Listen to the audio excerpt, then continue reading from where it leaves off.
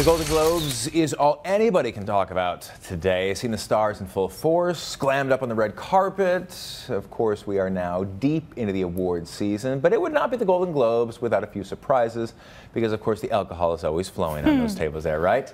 ABCNews.com entertainment editor Lesley Messer is here to break it all down. I was not drinking before this segment. It's okay. No I kept my eye on you. We're in a judgment-free zone here. How are you today? I'm doing well. How are you? I'm doing well, thank you. First off, let's talk about this Amy Poehler, Tina Fey. This is their third and final time. Well, first off, do we honestly think that this is going to be their last time? I mean, I really hope it's not, because I love seeing them.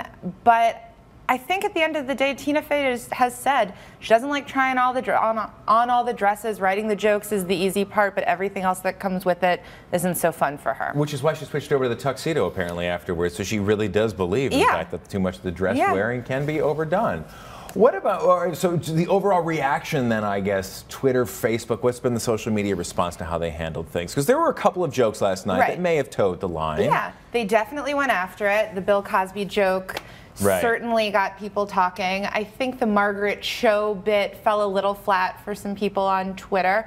Personally, I thought that maybe it was funny at first, but I just wanted to see the two of them joking around. It sort of took away from what I think made it so special having them host, which was, of course, their rapport with one another. Right. Meryl Streep as well, when she first got approached by Margaret Cho, who was being played by the representative from North Korea, she kind of didn't know what to do at first. Meryl was sort of like, is this in good taste? What should I be doing? All the cameras are on her. She kind of had to smile and go with it. But I agree, it was not the Oscar selfie that Ellen DeGeneres did last year. No. Benedict Cumberbatch did try to make something with the Jennifer Aniston. Oh, when he jumped up in the air. Well, and I know we have to get onto the actual awards on this thing, but still, there were some nuggets that were some standouts.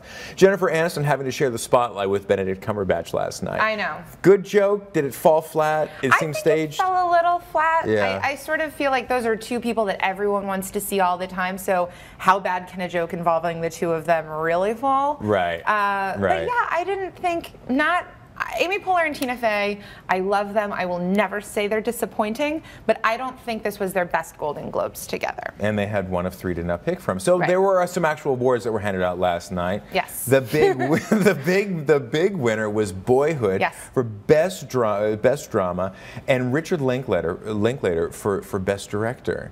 Not a surprise at all. This is such a different kind of movie, and in an age where we're seeing CGI, all these crazy movie techniques, the idea that it would take someone 13 years to make a film so that you could actually get all these characters aging throughout the movie is something that no one's ever done before. It's a gorgeous film, really, really, really well deserved. One of the things, just from a side note that I had witnessed on this one, when you're watching the movie, the film quality changes over the period of the film, because clearly 13 years ago the technology is not the same as what it is today. We've come a long way.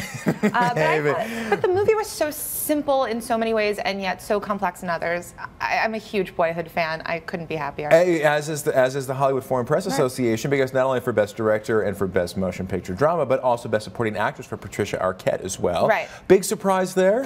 It was surprising, but at the same time, so much of her performance was really subtle. And again, throughout 13 years, how do you embody a character for a week, for that long of your life? It must be a challenge for her, and I think especially in the last couple scenes of the movie where you really see her grapple with her children moving out and becoming, sort of having to readjust to life by herself. It is sort of heartbreaking and very well deserved. But you know, the other big films that had gone into this with a little bit of momentum were Foxcatcher and Birdman as well. Yeah, it was surprising to me that Birdman didn't take home more awards. Obviously, Michael Keaton took home an acting nod, which his speech was, for me anyway, one of the most touching moments of the show. Michael Keaton crying on stage is not something you see every day. I was surprised that Grand Budapest Hotel took Best Comedy honors over Birdman. But we'll see going into the Oscars. We still have some time to see if they can make up for that. Wes Anderson has such a unique mental ability, right? I think that's probably the nicest way of saying he just does screwball things on camera. I just think he is one of a kind. Yeah. When his speech I thought was really funny. Yes. Naming random members of the Hollywood Foreign Press. Right. And I loved the joke about how he probably rode to the awards in a bicycle made of tuba parts, right. because not that far out of the realm of possibility. Not when you're talking about Wes Anderson. Also, a big highlight of the night was George Clooney receiving the Cecil B. DeMille Award as well. Now, everyone goes back and looks at what he had for his legacy, right. but the joke really was on the fact that Tina and Amy had pulled out that, like, look at his beautiful wife, right. Amal. Look at her accomplishments. Right. One of the most accomplished women in the entire room, right. and her husband is getting the Lifetime Achievement Award. But I thought the most shocking part was not just that he was able to pay homage to all these late Hollywood legends. He discussed what was going on in Paris, but also then he was able to talk about his wife and make the whole speech sound very heartfelt, and such a private person saying, I couldn't be prouder to be your husband. I waited 53 years to find you. It was George Clooney as we've never really seen him before.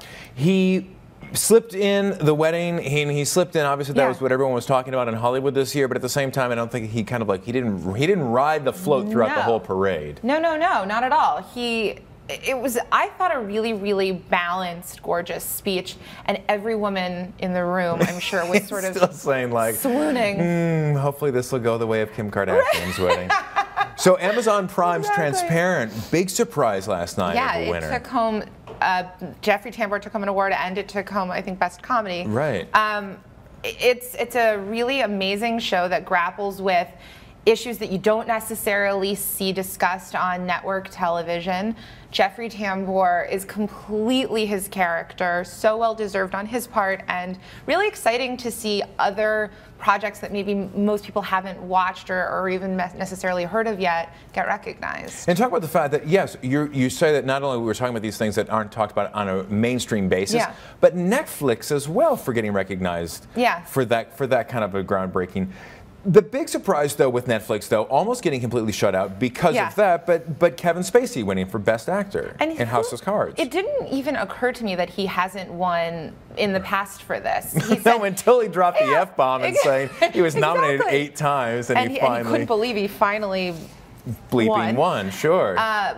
Which, because he is so fantastic in House of Cards, and House of Cards is one of the most talked about shows, I want to say on TV, but on the internet today. Right.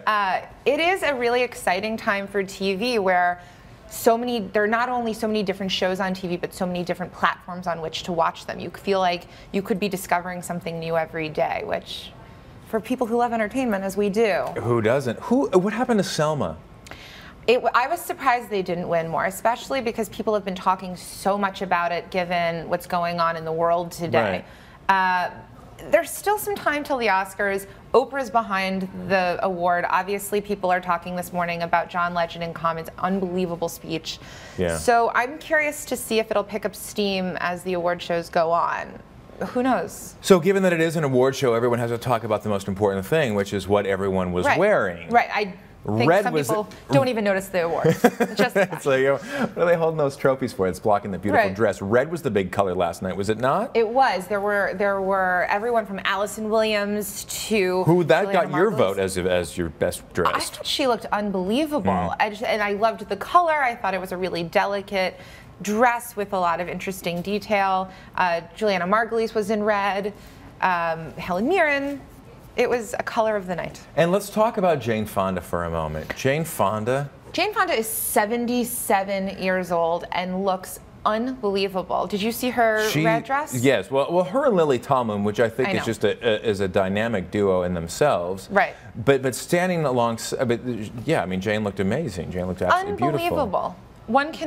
I hope to look that good now, and she is 77 years old. I need to buy her tapes. Get out the leg warmers and the headbands, Lesley. Maybe that's what we should do. It's a new year. Maybe we should do that. We'll go on a challenge. We'll go on like a Jane Fonda challenge. Come Oscars, we'll look unbelievable. Right. We can somehow incorporate Oprah into that, right? It's New Year, New Year. Oprah's always onto that. I think that we should discuss this not on camera because this is a real idea. We don't want other people stealing it. Yeah, right, exactly. Oprah's ready to bankroll our next thing. Lesley Messer, thank you so much. And of course, Thank you. Oscars coming up, so we look forward to seeing more of you. Can't wait. All right. Of course, you can keep up with the latest entertainment stories right here on abcnews.com. For now, I'm Dan Kleffler in New York. Have a great day.